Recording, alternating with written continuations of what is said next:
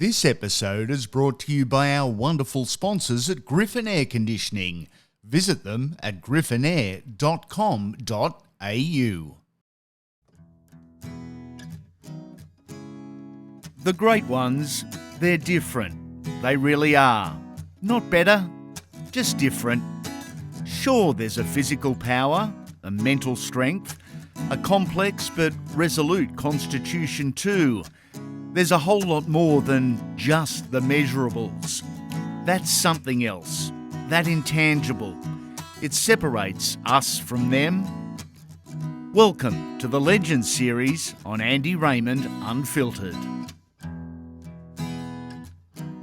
He's the control amongst the carnage, the authority of the altercation, recognised as one of, make that the finest Octagon referee of all time. But who is Big John McCarthy?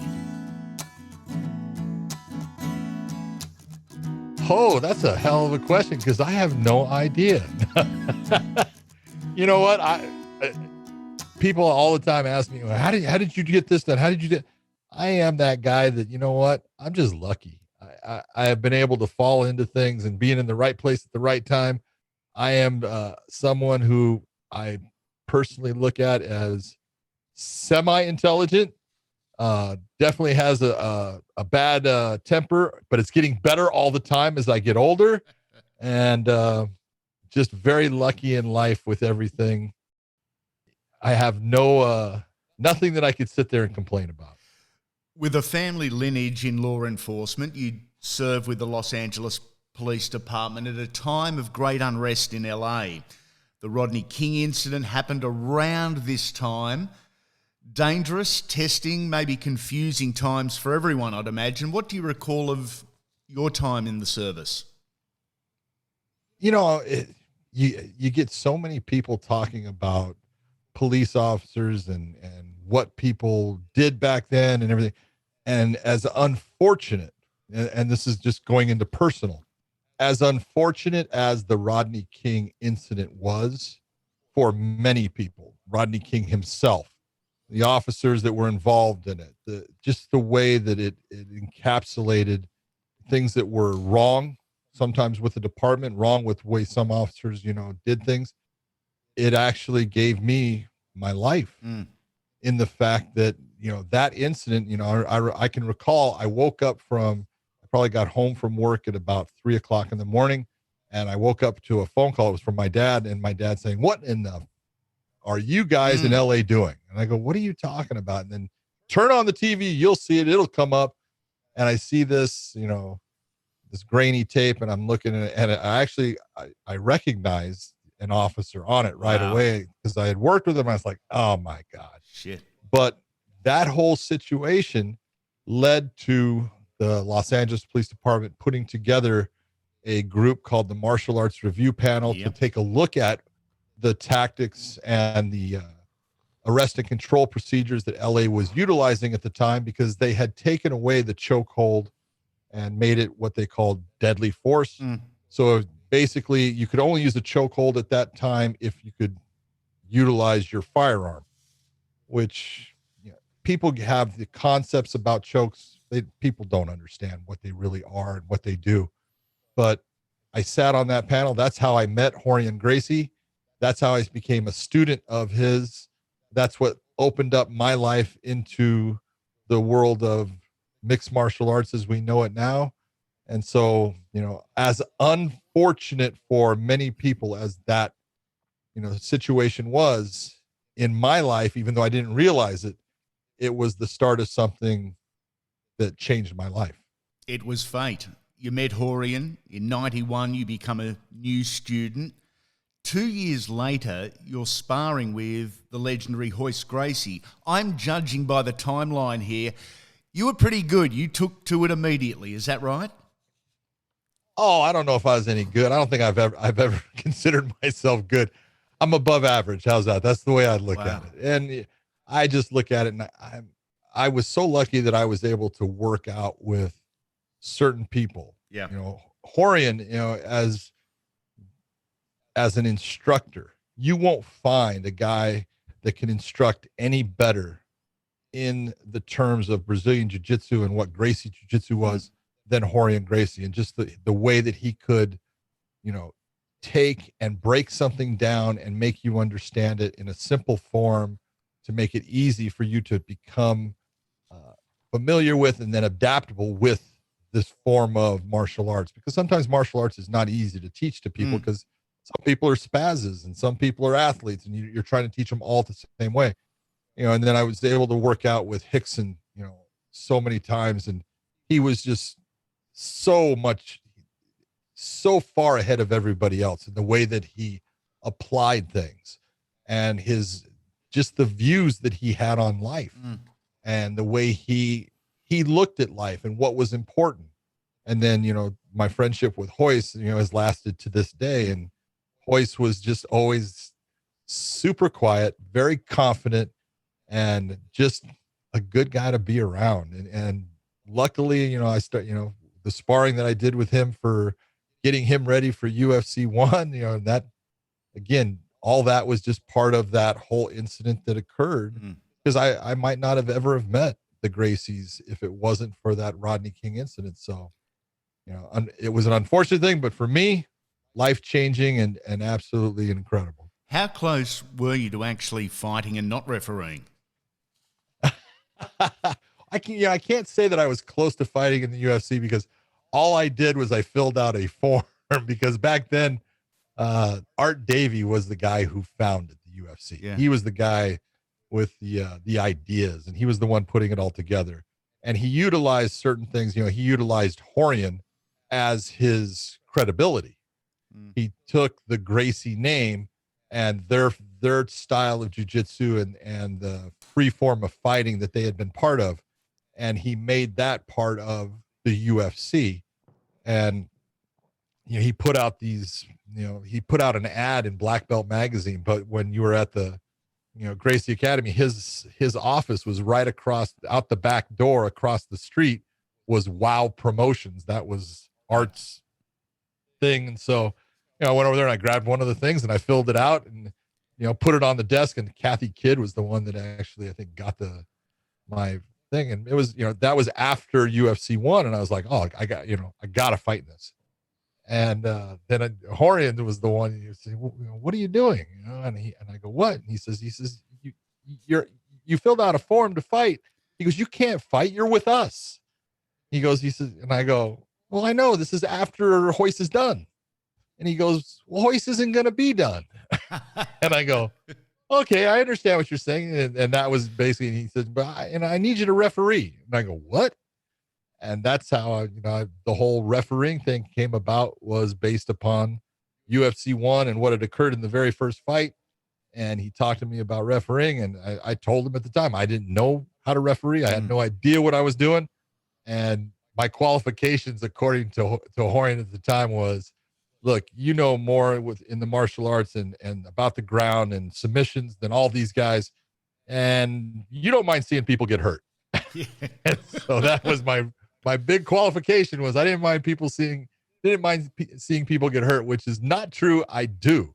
I don't mind seeing people get hurt in competition. If it's a good competition, I don't want to see anyone just get hurt though. So I have that soft side. A real strong athlete transitioning from the mats to refereeing. It makes sense in many ways. In other ways, it's actually quite a bizarre transition to think that you're training with these guys and potentially a few months later, you're reading them the riot act in the middle of the cage. Yeah, you're going to get so many people that, are going to say, well, it was wrong that you had, a conflict of interest and all of that. And you can sit there and say, yep, there's absolutely that.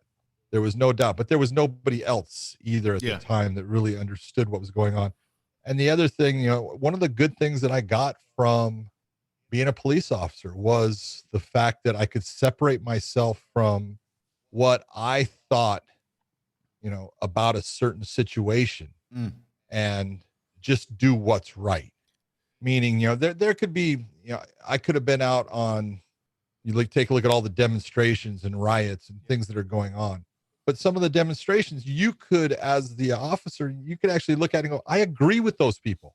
Mm-hmm. I agree with what they're saying. I agree that, they have that right to protest, and I like what they're protesting, but my job says I need to tell them they have to move along. They have to get off of this. And so you've got to do what your job is. Want to know what's coming up on the Legends series? Stalk us on social media. We're on Facebook, Instagram and Twitter at The Andy Raymond. If you go back to UFC 3, there was, Hoist fought Kimo Leopoldo in the first fight. And I will tell you, Andy, that arena, it was called the Grady Cole Event Center, where the fights were held. And it was in North Carolina. And it was September. And it was one of the hottest places I've ever been in my life, because it was about 100 degrees outside with about 99% humidity. No air conditioning inside? No air conditioning in this building. It held about 3,500 people. They had about 6,000 people just packed into this place. It was and then you had all the lights and everything. It was ungodly hot. Inside of that cage, it had to be about 150 to 160 degrees. Wow. And that's why guys were falling out and dying. And that's what, Hoist ended up having a problem after that fight. And when he came back for the second, fight, he was supposed to fight Harold Howard. Yep. And I looked at him, and this is a guy that I knew very well. And he has a blank stare on his face. And I'm saying, Hoist, can you see me? Right. And he's just, looking, and he basically, in Portuguese, he says white, that he's seeing white.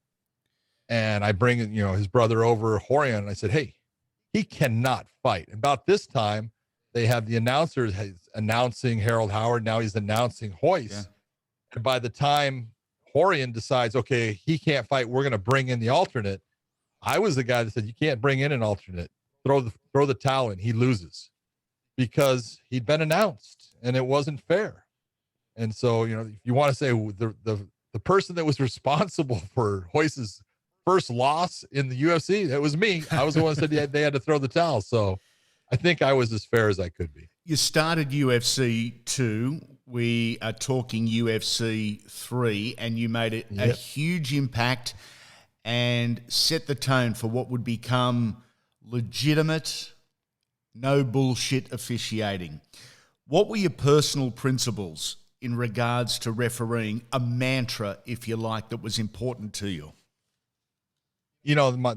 As simple as it gets, Andy, my whole thing was be as fair as you can be to both guys. Let them determine what's going to happen. If you don't have to interfere in the fight, don't interfere in the fight. Follow what is the rules, and those rules changed from one contest to the next. But my whole thing was if you have to, do something, be as fair as possible. And I tried to carry that throughout my career. And you're never going to make everybody happy. You can't. Because there's people that are personally involved. They feel, they want one person to win, and you can do something that they feel, ends up making it to where, the person they wanted to win didn't win. And it's because of you, but you just go and you do what is right. If later on you look and you go, I could have done that better. I could have made a different decision that would have been better. Then you learn from that. You make sure you understand how you can implement it that way, and then you move on. You mentioned how the industry has come such a long way, and the rules back then, basically there were 3 rules: no biting, no gouging, no nut shots. Now, I guess we can look back and roll our eyes a little because it was so different. It created its own hype, but it also gives us now something to compare the sport in 2022, and the sport, the legitimate sport, has come so far. Oh, people, it's so funny because people will all the time go back to those early fights and, ask me, why did you let them pull each other's hair? That's illegal. I can't believe you let that go. Or why did you let this go? It's like, because back then that was not against the rules, so many different things. In fact, you just laid out the 3 rules, that there were, no biting, no eye gouging, and no groin strikes. Well, that was UFC 1, because at UFC 2, that changed to where it was no biting, no eye gouging, but they said you can use groin shots because Which was the famous groin shot? the most famous was from UFC 4, and that was Keith Hackney against Joe Son. Oh, And yeah. Keith Hackney's got his hand on his throat and he's hitting him to the groin area, hitting him in the cup. And that has lived on in infamy.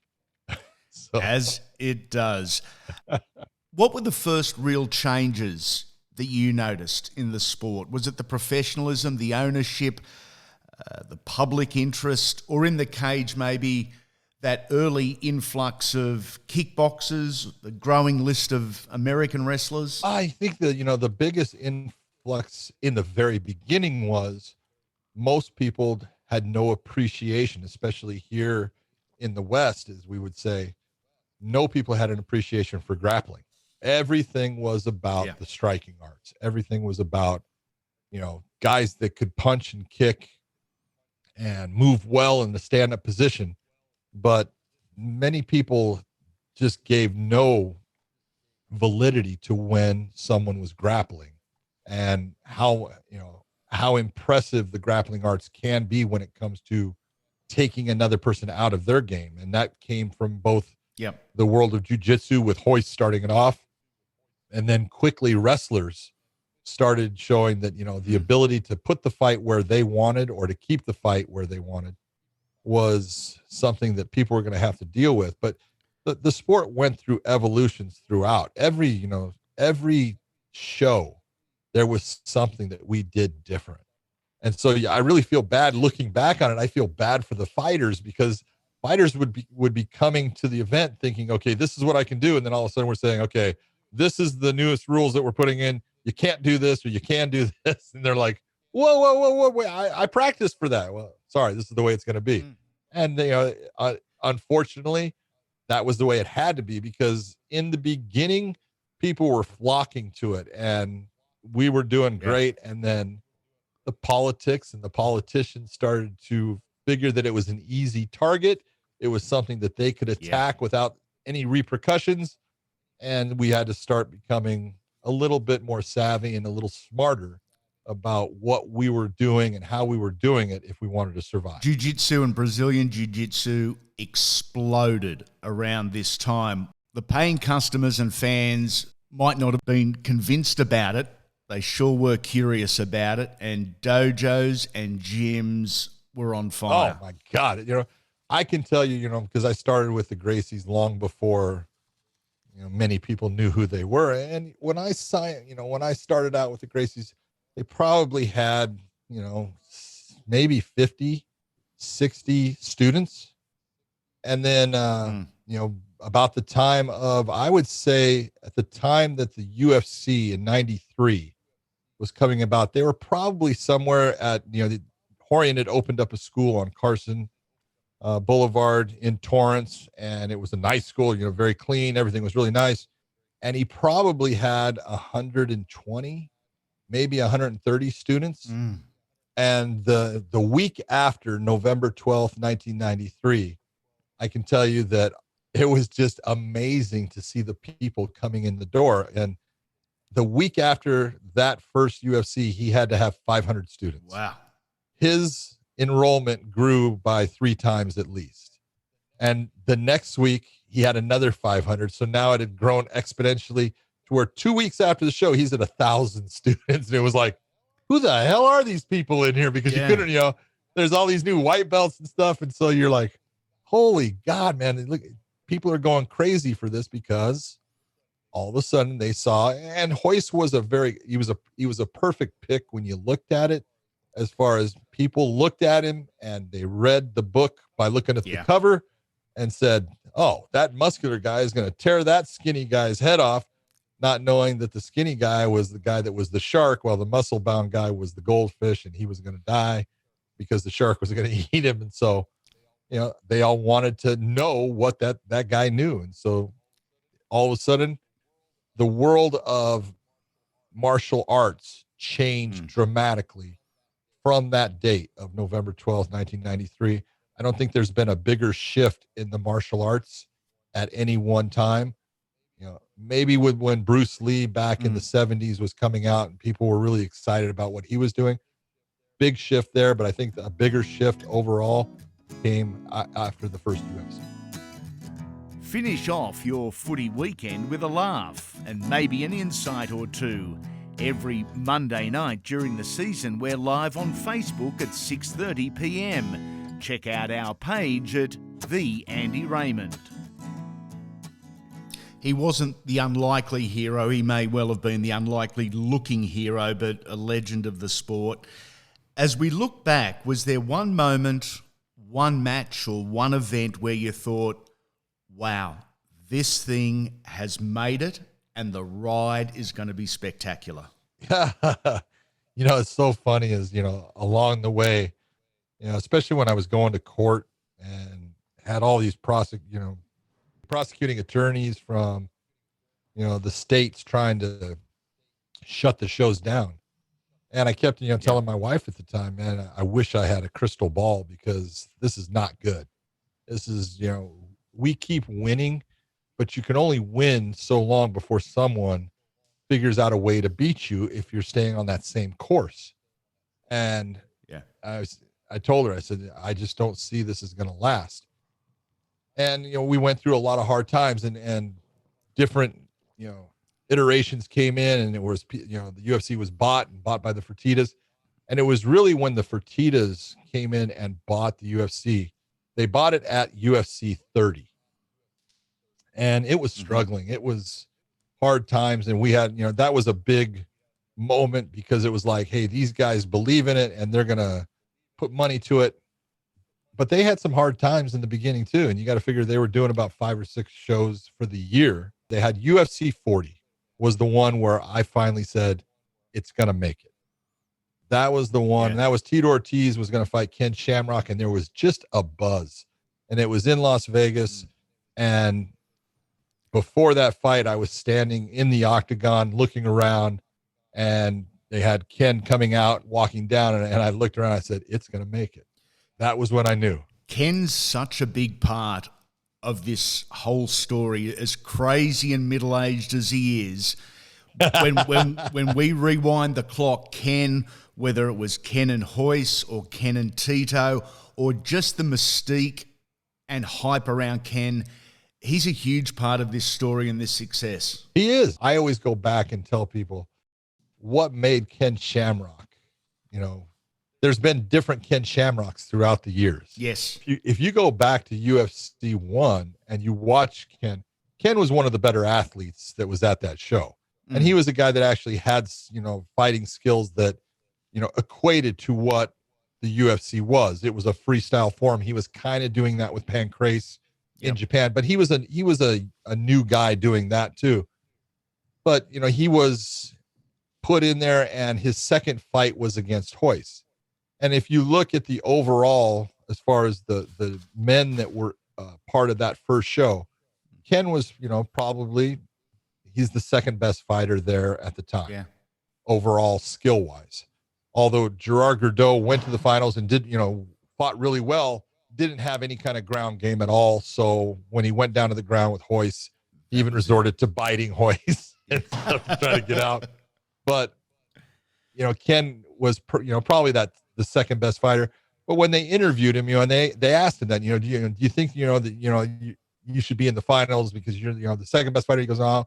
He goes, no, I'm not the second best fighter here. I didn't make it to the finals. And he was humble. And it was the way he looked and him being humble that I think people just grabbed a hold and at that moment said, I like that guy. And then he was the guy that he had that personality. And you can go and look at all the people throughout time from the beginning to what we have now. There's certain people that are able to make other people believe. Conor McGregor has that skill. He makes people believe. And there's been great talkers. Chael Sonnen is a great talker. But Ken Shamrock had the ability to sell a fight. He understood selling a fight. Now, he did it by creating a heat between him and his opponent that sometimes he actually fueled for himself because he kind of needed that. But Ken could sell. And he he was great for the sport in the fact that people were drawn to not only the way he looked, what he said, and then sometimes in his performances, he would win, and that was what people wanted to see many times. There wasn't a level of professionalism in the early days like there is now, in particular from the athletes and their behaviours. Ken crossed the line perhaps a few times. A guy like Tank Abbott or Chemo or Joe Sun, they all probably crossed that line. Tough guys, but extremely unpredictable. How difficult is that as the referee inside a cage with a guy whose heart rate is through the roof and he's angry? I love angry people. It was everything. For them, every experience was new. For me, every experience was new. And we were all basically learning on the job because none of us had any idea of what we were really doing. Some guys knew how to fight, but didn't know how to fight completely in all different ranges and, positions and vertical, horizontal, depending upon where they were at. There was the beginning where it was mostly you were a one style guy. Yeah. For, refereeing, I was a one style guy, and people, you take a look. In the beginning of my career, refereeing, I was doing, let's say 3 to 5 shows a year. So, after 1 year, I probably had done, let's say 40 fights. Yeah. That I refereed 40 whole fights, in a year. At the end of my career, I was refereeing somewhere in the vicinity of 650 to 1,000 fights a year. It was, a big difference, and so it was no different for me than it was for them. They were learning on the job, and it took time for them to figure things out, same as it took time for me to figure things out. You talk about the guys that were one individual, one discipline or one style in those days. We're now getting to the end of really probably the first generation of genuine mixed martial artists, guys that as kids trained specifically for mixed martial arts, not an individual discipline. Do you marvel at the all-round skills of some of these young men? Oh my God, Andy, I'm telling you, it's, I can't remember. Did you ever see my gym? Yes. Did you ever go out when my gym? Okay. Your 50th and birthday. I look at, there you go. Yeah. I don't remember a whole lot of it, but I remember the gym. But, some of the kids that I had at that school in the beginning, that started out at 5 years old, they are now fighting. Some of them are in college. Some of them are in college wrestling, and some of them are actually fighting. And I look at those kids and how, they were brought up, and I see guys today. There's a guy that, is in Bellator. His name is Yaroslav Amazov. He's from the Ukraine. And, they talk about, what style did you start off with? He goes, MMA. Because he's being honest. Yeah. He did not start out wrestling. He did not start out kickboxing. He did not start out with jiu-jitsu. He started out doing MMA. So he was doing everything. And you're looking at a guy that, he's 24-0. And there are guys out there that are just scary because they're good everywhere. They don't have a weakness. They have an area that they may not be as good with that area that they are in the other ones, but they're still really good at that weakest area. And you just look and you go, my God, the sport is still evolving and growing, and the fighters that are involved in it are just so much better, than what was in the past. Griffin Air Conditioning offers the highest quality of air conditioning sales and service across the Sydney metropolitan area, providing installation and maintenance to commercial, domestic and industrial customers. Working with this team, you'll be guaranteed the latest services, technology and developments in the industry. Visit griffinair.com.au and tell them we sent you for a cool deal. Name association time. What's the first thing that comes to mind with the following guys? The batshit crazy Diaz brothers. I love them. So do I. Love those guys. Love both of them. They're both, they're nothing like people think. There's two of the most respectful guys when they talk to you. They've got great personalities. They just don't like anyone. They don't bullshit. Yep. They don't like people that bullshit. They don't like, people that they look at as, you're a phony. Yeah. You're not real. You got to love everything about them because they're going to say what they think. Yeah. And what's wrong with that? I love a guy that he's not going to sit there and, you're the greatest guy in the world. And then you turn your back and they're going, that guy's an asshole. Yeah. They don't do that. They'll tell you right away, oh, you're an asshole. They'll say it to your face, and that's good.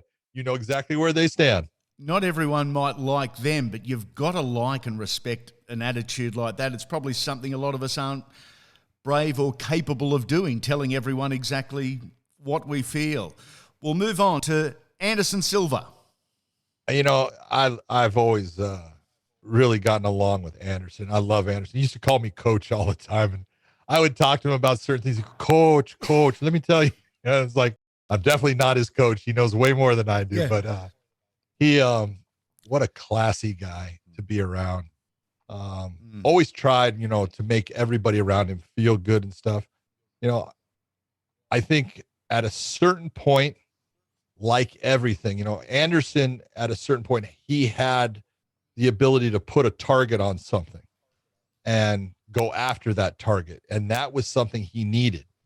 And when he won the UFC championship, he kind of, after a while, got lost because he didn't have any targets to put. He was the target. And that bothered him. It bothered him after a while that he didn't have the fire to target that. That's where I want to go. That's who I want to beat. Everything was coming and he was always the target. And he didn't have the personality to really deal with that well. And in some cases, it actually took away from his performance. But one of the most dominant MMA fighters, and for a specific amount of time, probably, the best there was, pound for pound in the sport. Chael Sonnen. Brother Chael. I love Chael. Chael, it's so funny because there's two Chael Sonnens. And most people don't understand the story of Chael. I've known Chael for a long time, and Chael coming out of the University of Oregon, being a wrestler, being on the national team. When Chael first came to the UFC, he was one of the very first guys to wear a suit.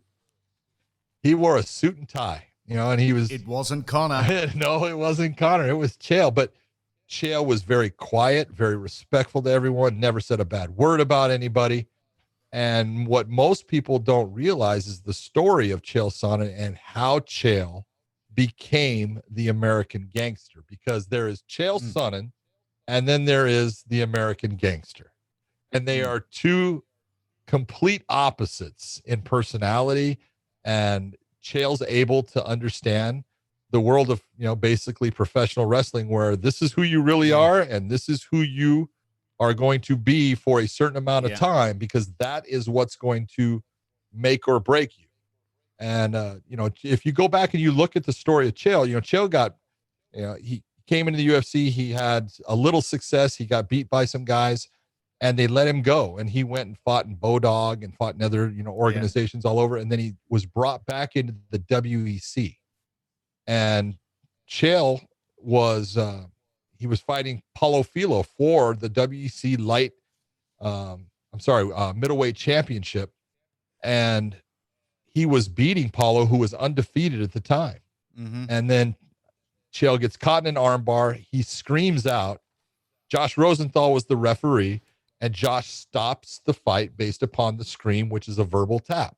And Chael right away goes, I didn't tap. And he goes, yes, you did. You know what? You screamed. You can't do that. And so Chael loses the fight. And then he works his way, because they give him another one, but they give him a rematch. And it's going to be the last fight in the WEC in the middleweight, because the UFC has, Merger. merger, and they're Yeah. taking all of those guys in the upper weight classes and Yep. separating the WEC into only lower weight classes and taking all the upper weight classes and putting them into the UFC. Yeah. So the last fight on Chael's WEC contract is he gets another championship fight at Paulo Filo. The fight was going to be in Hollywood, Florida. Paulo comes in 7 pounds overweight as the champion, and they take away the title. They should not have. They took away the title from Paulo, but they didn't allow Chael to actually fight for the title. It should have been that Chael, if he won, would have become the WEC middleweight champion of the world. Yeah. And Chael just beats the piss out of Paulo, wins the fight, but doesn't become the champion. And that was the main event for that show. And he has then moved on into the UFC. Well, his first UFC fight, Chael Sonnen, was the very first preliminary fight on the card. He's the first fight of the night, where no one's in the seats, basically. And he, at that point, Chael says, I have to do something different. And that's when he's at the bottom of the ladder. He's at the bottom of the ladder. And Chael realized, hey man, I got to get people to care. I got to start to grab their attention. I got to be outlandish. And that's where the American Gangster came from. I can tell you that Chael is one of the best guys you could ever meet. He is a sweetheart of an individual. He is so in love with his wife, and Brittany can do, she can tell him to do anything. He's going to do it. He's, if you're working with him, he's always staying in his room so he doesn't get in any kind of trouble or anything like that. Nice. He's a great guy. I love Chael Sonnen. If there's a press conference in a hypothetical matchup, in one corner is Chael Sonnen, the other corner is Conor McGregor, who wins the war of words at the press conference? Who's got the sharper tongue? I'm telling you right now, Conor's going to sound really good just because of people love, especially if you're here in the States, people love the accent that he has and the, who the fuck is that guy? And that kind of thing. But Conor, I'm telling you right now, Chael Sonnen will tear Conor apart. Agreed.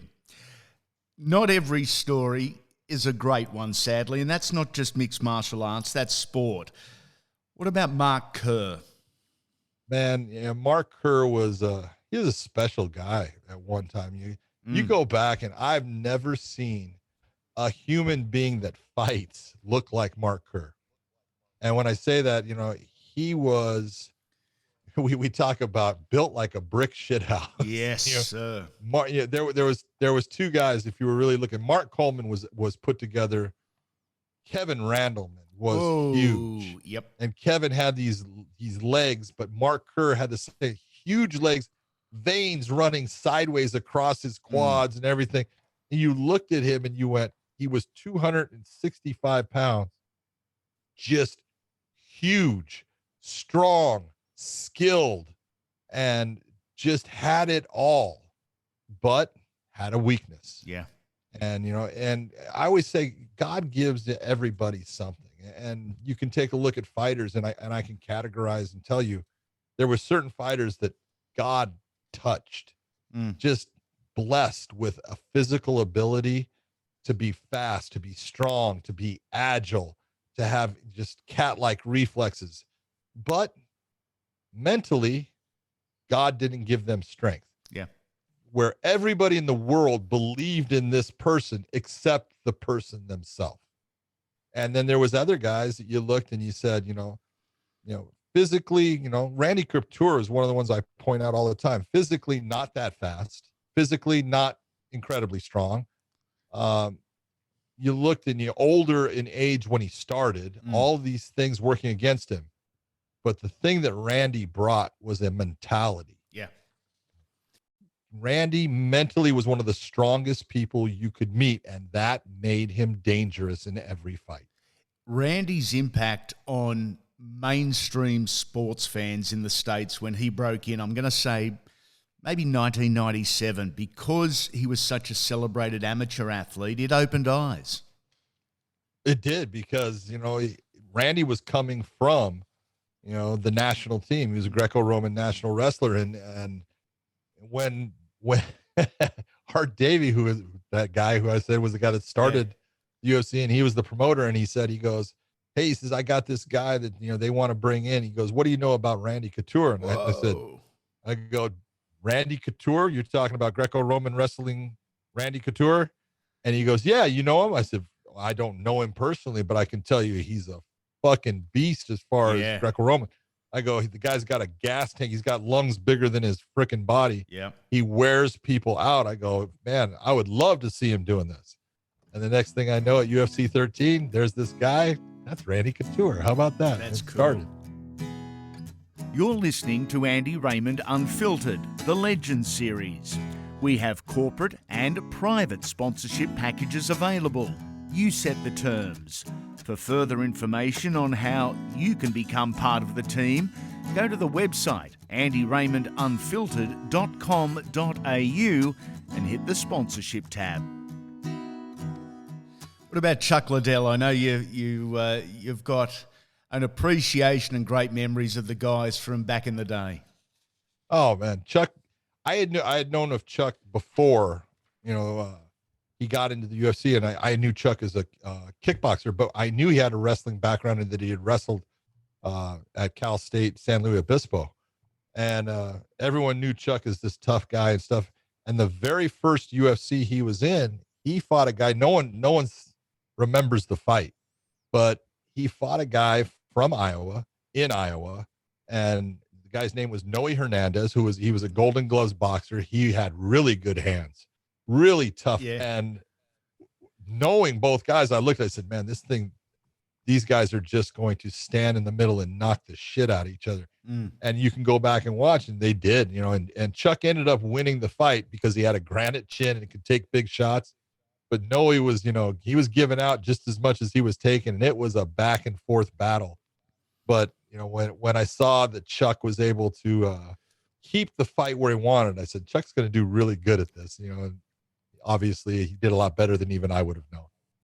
A lot of UFC fans didn't see the best of Fedor Emelianenko. Mixed martial arts fans did from his time around the globe. Are you a Fedor guy? Oh, I love Fedor. One of the classiest individuals. Wow. Exactly the type of person you want to represent the sport of MMA. Because you're looking at, you can take a look at the Conor McGregors, and you can take a look at the Colby Covingtons and the people, the Chael Sonnens, who had to utilize somewhat of a shtick to make it and get people interested in what they did. Had to say something bad about their opponent. Had to, create some kind of friction. You never saw it out of Fedor. Fedor never did that. Fedor never said a bad word about anyone. Fedor never, talked about how great he was. Fedor never did anything but step into a ring or cage and win. And it was all of those wins over time because, people look, and you can go and look at his record. Fedor, it was either his third or his fourth fight was against Tsuyoshi Kosaka in Japan, where they gave him a loss. And it was in an organization called Rings, and you weren't allowed to elbow. And he got hit with an elbow that cut him, and they stopped the fight. It's only like 18 seconds in.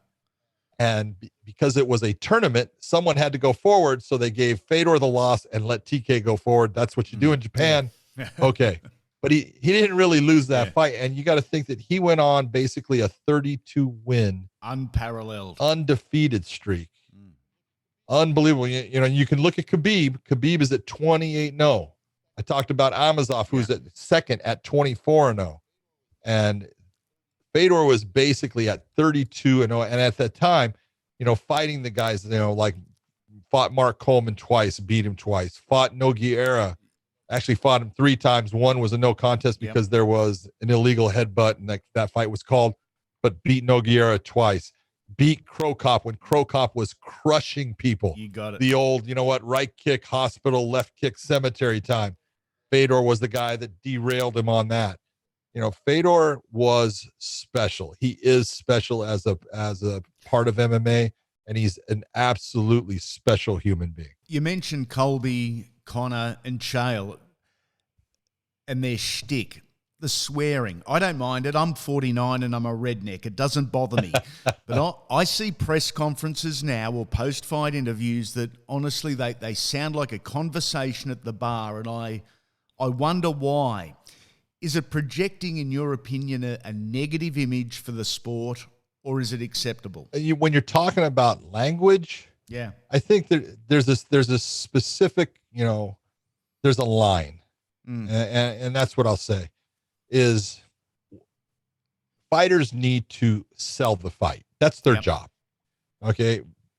Their job is to, you got to go and you got to train, and you've got to make weight, and you've got to do these specific things, but you have to sell. Yeah. Because if you don't sell, you don't make the money. You don't get paid. Promoters want guys that put butts in seats. And so there's always that point. Everything that Connor ever did, when you watched him in the press conferences and things, he would, talk about red panty night. Baby, it's red panty night. Who the fuck is that guy? And all of that is fantastic. Yeah. Where Connor lost out when he fought Khabib. Yeah. And some of the ways that he started to cross the line of what is right and what is wrong when it comes to trash talking. There comes a point we don't talk about families. No. We don't talk about religions. Nope. That's the line you don't cross. And when someone starts to cross it, that's when you're losing it. You're not able to get at him by doing it the conventional way. Now you're trying to, bring other things in that we know you don't cross that line. So there is that point, and it's sometimes been crossed. Most of the time it's not. And anything that happens, one of the best parts about fighting, Andy, is this: if someone says something bad about you, bam, go ahead. Yeah. Say what you want, because in the end, I get to punch you in the face. I get to take my hand and try to shove it through your throat because that's legal in our sport. It's not like, exactly. I can beat you with a ball. I can hit the ball out of the park, or I can hit it across the net and show you I'm better that way. I get to actually physically punch you in the face. So go ahead and say what you want. What about the crossovers between mixed martial arts and pro wrestling? Brock Lesnar, CM Punk, Ronda Rousey, Jake Hager. Well, you got them going back and forth there. As far as there's been quite a few. There was Bobby Lashley. Yeah. Was another one, and there's been quite a few that have been in there. And, we had one, Matt Riddle, going great, who was a very good fighter. He's doing great in the WWE now. He's got a great persona there. And there is absolutely that crossover effect, but you have to really look and say, Brock was successful because Brock had an amateur wrestling background. Yep. He's a freak athlete. Okay. And all of that amateur wrestling background allowed him to be able to have an element that he could bring into the fight where he could be successful. Obviously, when it was in the stand-up, if he was fighting someone that was good in the stand-up, he better get that fight to the ground pretty fast, or Brock was in trouble. So he had his weaknesses, and there were people that exploited those weaknesses. You can take a look at, Phil Brooks, CM Punk, great guy. Love Phil. Super nice guy. But he did not have that amateur background that Brock had. CM Punk basically had pro wrestling skills, and pro wrestling skills do not equate into being successful in a real fight in a cage in front of a lot of people. Jake Hager, different story. He's very similar to Brock in that he has verifiable, legitimate, skills and a background in amateur wrestling at the University of Oklahoma that says, okay, he's got a skill set that if he can employ that skill set in the fight, he can be successful. He's still learning that stand up. And, is he going to be successful overall? Is he going to be the champion? I doubt it.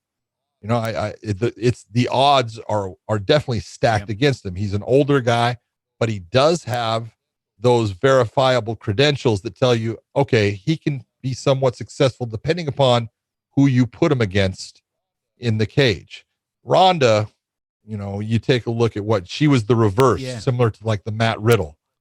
And she went from the MMA world into the WWE. And I'll give her credit, man. She did a good job of crossing over, because that is not an easy world to enter, and part of it, and what I honestly thought was going to be the hardest part for Ronda was, her exit from MMA was because she couldn't lose. Yeah. Well, now you're in a position where it's not up to you whether you win or lose. It's up to somebody else. Someone's telling you. And they're going to tell you you're going to lose tonight. And if you can't accept that, yeah, that's a problem. And so I think in some ways that worked against Ronda in the WWE. If you're enjoying Andy Raymond Unfiltered, the Legends series, we'd love for you to go to Apple, Spotify, or wherever you're listening and subscribe to the podcast and give us a 5-star rating and review. Best weekly review wins an Unfiltered Trucker's hat. Most memorable night or fight as you look back on a very distinguished career? Wow. I've had so many, I tried. I would tell you that, most memorable as far as just everything that was going on, the level of competition, how the guys were competing against each other. I go back to UFC 189 and Robbie Lawler and Rory McDonald. Just an incredible competition between two guys, neither one wanting to give an inch to the other, both of them doing incredible amounts of damage to each other. And, just something that's ingrained in my mind forever. Most difficult night or fight? There's a lot of difficult fights. Man, I don't know if it was the most difficult fight, but I'd always tried to think of every situation I could come up with beforehand. Yeah. Mentally go through it, think it out. What would you do? How would you handle it? How would you break this down? And I had all of that. And I had so many repetitions inside of the cage that I got to be able to answer a lot of those questions for myself and know before anyone had an idea. I knew exactly where I was going and what I was doing. Composure and authority, two key elements to be a quality decision maker. Does that come naturally, or is it something you really had to work on? I think you have to work. Anybody that sits there and says, "Oh, that's natural." Bullshit. There's nothing. Exactly. It's bullshit. You have to work at it. If you're not working at getting better all the time, then it's time to walk away. And refereeing, people look at it and think, I could do that. Yeah. And then you put them in a ring and you put them with fighters and it's like, oh my God. And it's nothing like they think. You're responsible for so many things, and there's so many things that you have to see, and you have to see it in the blink of an eye and be right. You have to be right. When, people complain about stoppages, that one's early, that one's late. It's easy on the outside to say, stop the fight. Yeah. Too easy. But because if you're wrong, and then all of a sudden the guy that you thought, was in trouble is all of a sudden turning it on. Now he's getting out of the problem. You can go, whoa, there he comes out of the problem. Yeah. And your stop the fight doesn't mean anything. But if you're the referee and you do stop it, you just created the problem. So you have mechanics and you do things a certain way every time to try to make it to where you give that person the opportunity to get out of the situation. But if they need to be protected, you're there to protect them. But when you decide to put your hands on the fighter, you just created that situation. You better be right. Over a decorated career, literally thousands of fights, did you treat every fighter the same in terms of how you spoke to them, how you communicated, or how you controlled them? I ask because often in life we need to treat different people differently to achieve the same outcome. Yes. That's where people will sit there. You do everything the same. No, you don't. Every fighter sometimes is different. Yeah. Sometimes you'll get guys that are exactly the same. And what one fighter will listen to, another fighter it'll just go right by him. You have to engage them in a different fashion. You have to say things different to them so they have the same opportunities and they are in a position where they can understand what you're saying and what you mean the same as the guy across from them, and it can get as simple as they could have a disability. Matt Hamill was a fighter that, he was deaf. Yeah. And so you did things different for Matt than you did for his opponent. Yeah. And that was to try to make it even. You were trying to do things so he understood the same thing as his opponent understood. So to sit there and say, oh, you treat every fighter the same, every fight, you ref them the same, not true. It's funny to have people that they'll sit there and say, oh, you should, it's like, no. Okay. Yeah. I'm glad that you think so, but that definitely shows your lack of intelligence when it comes to this sport, because you can't. All fights are different. All fighters are different. People respond to things differently. There's some fighters you have to be stern with. There's some fighters you have to pat on the ass. Yeah. It just depends. And that's part of your job, is to understand, how do I deal with this specific fighter? From where I sit, you've always been seen as more than just a referee, or more recently, more than just a commentator or a gym owner. You're a mentor to officials around you, but a genuine ambassador for the sport. Would you agree only a portion of your job was actually inside of the cage? Yeah, I would definitely agree with that. Yeah, I've been part of and done a lot more than the casual fans understand. Yeah. And my wife is one of the funniest ones, because someone will sit there and I don't read comments in anything. Yeah. I have a podcast. I never read the comments. My wife will read comments, right? And so I don't care. And I know that may sound glib. I don't mean it to. Yeah. It's just that, hey, if you want to listen to me and you don't like me, okay, doesn't bother me. Yeah. You're not going to hurt my feelings, because I have no feelings towards you. Yeah. Okay. I'm sorry. It's just the way it is. Yeah. So I go and I do what I think is right. And if you don't like it, good. You don't like it. It doesn't mean anything to me. And a lot of people don't understand that. I tell fighters all the time, because fighters, people, us as a whole, obviously I want people to like me. Yeah. All right. You want people to like you. Yeah. Fighters want people to like them, but there's always going to be that person, even though they don't know anything about you, really, they're going to say, he's the greatest guy in the world, or that guy's an asshole. Okay. Yeah. Without knowing you. Yeah. And I tell fighters all the time, hey, this is what I need you to do. I need you to take a look at your hand and see those 5 fingers that are there. And those that you pick 5 people that you can trust, that are going to tell you the truth, that are not going to sit there and butter your ass. They're going to be honest with you. Those are the people you listen to. Everybody else, they don't mean anything. Yeah. Okay. And I've learned that over time, and you've got to have thick skin, because people go after you. They're going to say you do things to your mother that you've never done. Okay. It's just the way it is. And hey, it's okay if you don't like me, but to allow yourself to get caught up into those things, you're allowing people to rent space in your head that you should never be allowing them to rent. I love it.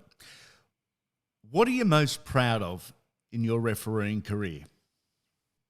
Oh man, is it one moment or a consistency over years? I would say it's a consistency over years of. The thing that I take the most pride in when it comes to refereeing is not so much a specific fight or a specific goal that I was able to attain. It was actually bringing others up to a certain level, helping other officials, working with those guys, and helping them get past the stumbling blocks that were there for me, so they didn't have to have those same hurdles and make mistakes that possibly you had made. You help them pass those things so they understand how to deal with something a certain way that's going to help them not only now, but in the future. The ability to, all the guys that, are reffing now, I've had an impact in what they do to a point. I came up with mechanics and how to do certain things a certain way, why you did it that way. And you can watch, I watch guys now, one of the things that I learned early on was, I would point towards the timekeeper. And when the timekeeper hit the paddles that said there was 10 seconds left in the round, you're going to hear a lot of referees will say, tell the fighters 10 seconds left, stop at the bell, things like that. I never did that because that wasn't my time to tell them, hey, go faster. But you would see when that paddle went off, you would see my hand would point in a direction. And that's because I had talked to the timekeeper and told them, when you hit those paddles, you're going to see me point in your direction. Okay. That's telling you, yes, I heard it. If I don't point in your direction, I need you to hit those paddles again, because I need to know when that round is coming to an end, because it could be that those guys are firing off at that time, and I need to be able to come in between them so we don't have someone hit after the bell. And so, I started doing that. I actually started doing it after the very first Chuck and Tito fight, because something happened in it that I said, I got to figure out a way to do that different. Yeah. And that was my way of coming up and figuring. And now you watch all of them. They all do it, and it's great. It's awesome. That's cool. Because that's something that, the problem I had to go through, had to figure out a solution. And now everyone uses it for the reason of, it works. The funny part is when you'll meet certain guys that you haven't met, and you'll talk to them, and then you'll say, why do you do that? And they go, because I saw you do it. Yeah, but why do you do it? What's the reason behind it? He goes, I don't know. I saw you do it. So that's nice. The funny part. But if we look into the McCarthy crystal ball, where is mixed martial arts in 20 years? Can the evolution continue? Yeah, it absolutely is going to continue. It's only going to get better. I actually see mixed martial arts is going to start overtaking some of the perennial sports that are out there. And a lot of that is going to be based on the purity of just the competition, the way it is. Yeah. The people that are involved in it, the way it's done. Now, there's obviously things that we need to do to better our sport, to help it evolve, judging criterias and, the scoring systems and things like that. Anything to help make it clear that the person that actually wins the fight wins on the cards. Yeah. If it goes to the cards, and there's things that need to be done, but I see the sport continuing to grow, and I don't see it slowing down anytime in the next 20 years. A wonderful career, and not over, not by a long way. You've always handled yourself with remarkable composure, with professionalism and dignity. Away from the sport, you're an even better man and friend. Big John McCarthy, you, sir, are a legend. We hope you enjoyed this episode of the Legends series. Throughout the month of September, we're dropping a new episode every third day. Be sure to subscribe to Andy Raymond Unfiltered wherever you're listening. And to ensure you don't miss any news on what's coming up, follow our social media pages at The Andy Raymond. Dropping Thursdays, starting October 1st, it's the Weekly Wodge. It's a little bit of this, plenty of that. A mix of the serious and the not so. Interviews, segments, specials and special guests. If you enjoy the lighter side of the wonderful world of sport and fart jokes, you'll enjoy the Weekly Wodge. Come back soon, legends.